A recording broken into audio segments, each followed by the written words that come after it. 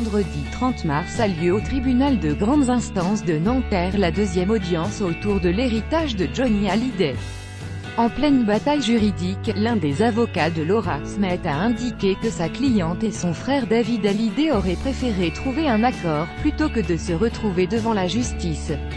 Non-Stop People vous dit tout. La famille de Johnny Hallyday se déchire ce vendredi 30 mars face au tribunal de grandes instances de Nanterre. Pour la deuxième audience autour de l'héritage du taulier, ni Laetitia Hallyday, ni David Hallyday et Laura Smith ne sont présents. Leurs avocats, en revanche, sont prêts au combat. Comme ils l'avaient déjà fait le 15 mars dernier, les avocats des deux aînés continuent à appeler la veuve de Johnny Hallyday, Madame Boudou.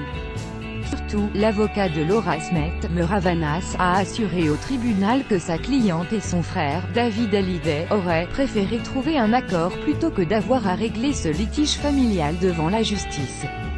Pourquoi Laetitia Hallyday refuse-t-elle de négocier? Pour rappel, David Hallyday et Laura Smith réclament notamment ce vendredi 30 mars un droit de regard sur l'album posthume de leur père.